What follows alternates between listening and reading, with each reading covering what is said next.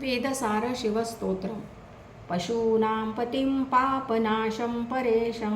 गजेन्द्रस्य कृत्तिं वसानं वरेण्यं जटाजूटमध्ये स्फुरद्गाङ्गवारिं महादेवमेकं स्मरामि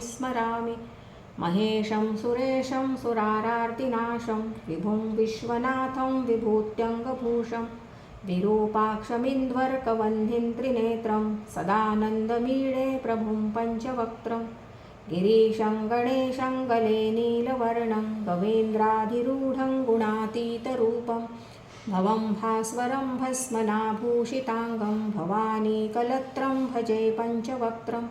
शिवाकान्तशम्भो शशाङ्कार्धमौले महेशानशूलिं जटाजूटधारिं त्वमेको जगद्व्यापको विश्वरूप प्रसीद प्रसीद प्रभो पूर्णरूप परात्मानमेकं जगद्बीजमाद्यं निरीहन्निराकारमोङ्कारवेद्यं यतो जायते पाल्यते येन विश्वं तमीशं भजे लीयते यत्र विश्वं न भूमिर्न चापो न वह्निर्न वायुः न चाकाशमास्ते न तन्त्रा न निद्रा न ग्रीष्मो न शीतं न देशो न वेशो न यस्यास्ति मूर्तिस्त्रिमूर्तिं त्रिं तमीडे अजं शाश्वतं कारणं कारणानां शिवं केवलं भासकं भासकानां तुरीयन्तमः पारमाद्यन्तहीनं प्रपद्ये परं पावनं द्वैतहीनं नमस्ते नमस्ते विभो विश्वमूर्ते नमस्ते नमस्ते चिदानन्दमूर्ते नमस्ते नमस्ते तपोयोगगम्य नमस्ते नमस्ते श्रुतिज्ञानगम्य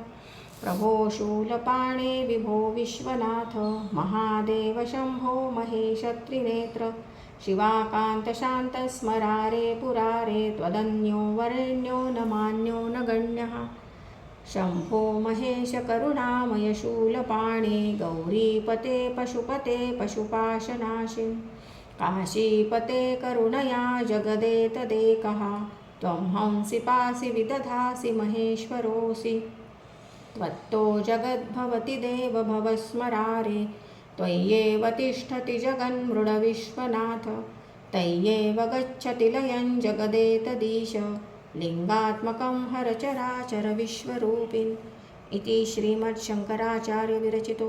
वेदसारशिवस्तवः सम्पूर्णः।